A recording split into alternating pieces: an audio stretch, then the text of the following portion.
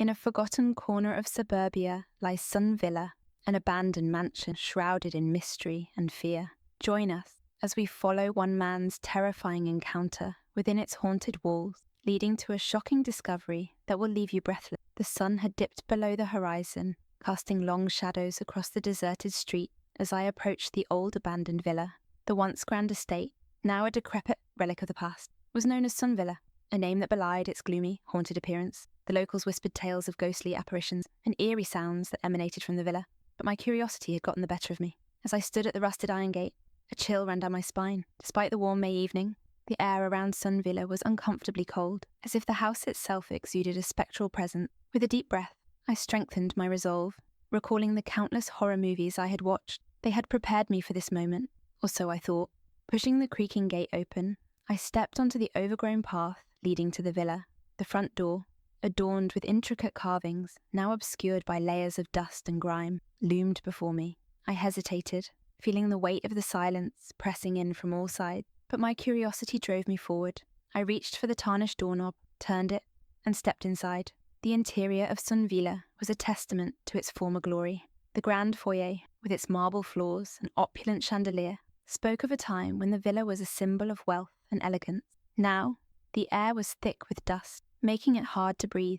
I covered my mouth and nose with a handkerchief and ventured further inside. The walls were adorned with faded paintings and cobwebs that draped like curtains over the once luxurious furniture. My footsteps echoed through the vast, empty space, amplifying the eerie silence that surrounded me. Despite the unsettling atmosphere, I couldn't help but be captivated by the villa's grandeur. However, my awe was short-lived as my gaze fell upon the floor. Scattered across the marble tiles were skeletons, their bones brittle and yellowed with age. The sight was both shocking and grotesque, sending a wave of nausea through me. My heart pounded in my chest as I realized the gravity of the situation. This was no ordinary abandoned house. It was a tomb. "Is anyone there?" I called out, my voice trembling with fear. The silence that followed was deafening. Summoning my courage, I climbed the grand staircase, each step creaking ominously beneath my weight. The staircase led to a darkened hallway, the air growing colder with each step. At the end of the corridor stood a closed door, its paint peeling and hinges rusted. I knocked, the sound echoing through the empty halls. To my surprise, the door creaked open of its own accord, revealing a pitch-black room beyond. I took a tentative step forward, but before I could enter, a blood-curdling scream pierced the air. Panic surged through me, and I stumbled backward, colliding with something, or someone. In a blind frenzy, I turned and ran, my heart racing as I descended the stairs 2 at a time. In my haste, I slipped on the dusty steps and tumbled to the floor below. As I scrambled to my feet, my eyes fell upon a terrifying sight.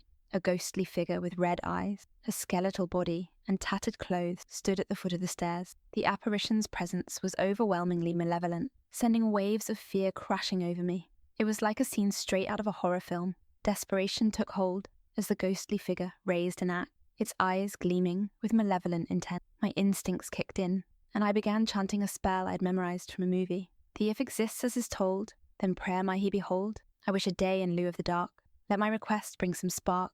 I, son of thee, brings the mercy. Let the Satan go back to hell." I wasn't a priest, and I had serious doubts about the efficacy of the spell. The ghost's reaction confirmed my fears, as it raised the axe higher, making me feel like a helpless lamb before the slaughter. Panic-stricken, I darted towards the door, only to find it slammed shut before I could reach it.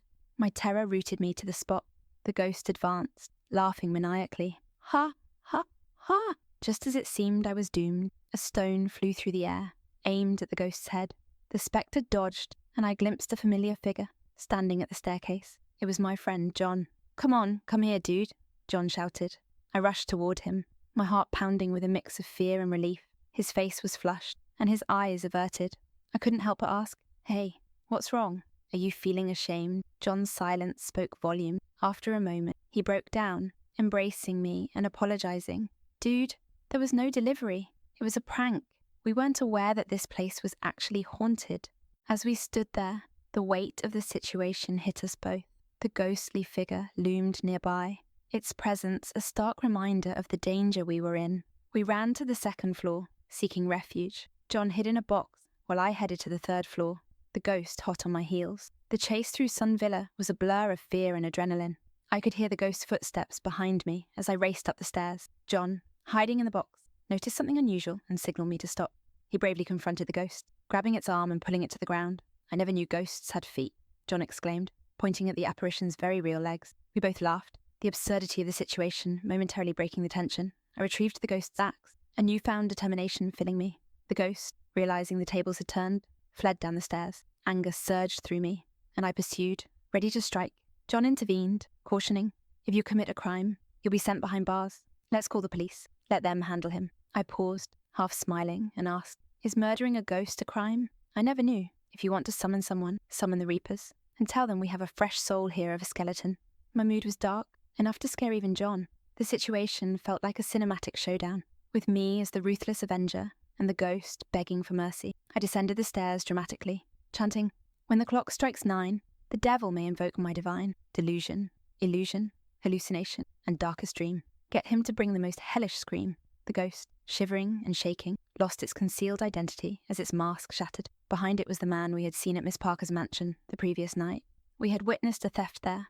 A costly painting had been stolen. Miss Parker had described a skinny, bald shadow lingering in the corridor. It all clicked into place. "Well, well, John, we found Miss Parker's skinny, bald shadow," I said, adopting a Sherlock Holmes-like tone. John was puzzled, but quickly grasped the situation. "Yes, brother.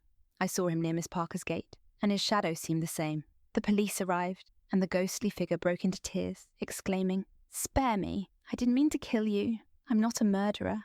I'm just a thief."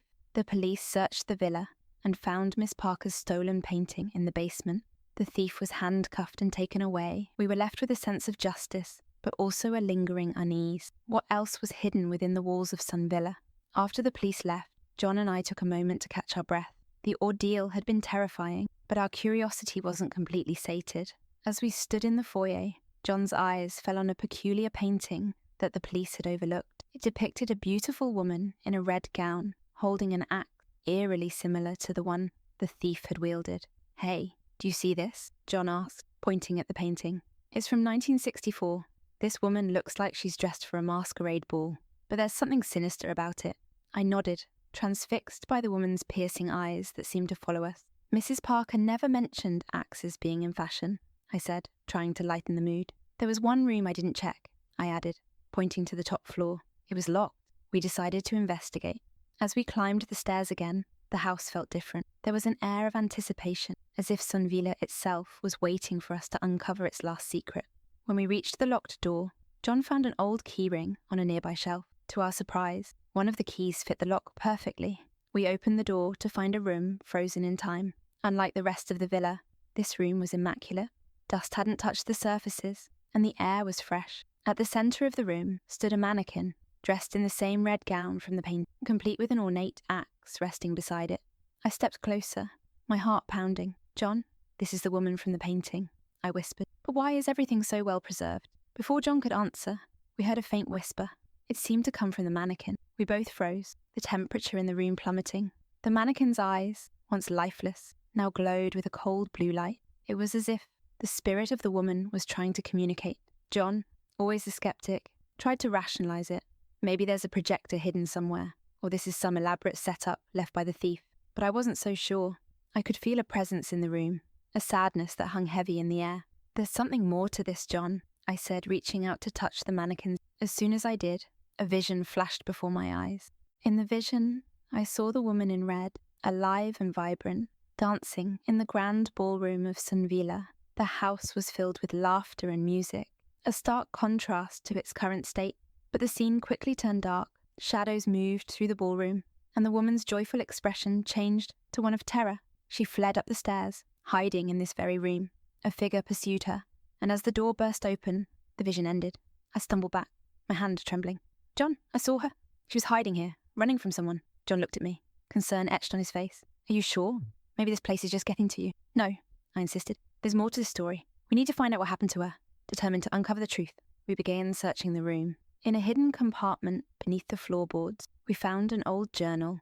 It belonged to the woman in red, who we learned was named Evelyn. Her entries detailed her life at Sun Villa and the dark secrets she uncovered about her husband, who had been involved in nefarious activity. Evelyn had planned to expose him, but before she could, she was murdered. Her spirit had been trapped in Sunvila, unable to find peace. The thief, knowing the legend, used the ghost stories to his advantage, hiding out in the villa with the stolen painting. As we read the final entry, a sense of calm washed over the room. The mannequin's eyes dimmed, and the oppressive atmosphere lifted. Evelyn's spirit, now at peace, had finally moved on. As secrets unfold and the truth comes to light, Sunvilla reveals itself to be more than just a haunted house. Subscribe to uncover more spine-tingling stories and witness the resilience of those who dare to confront the unknown.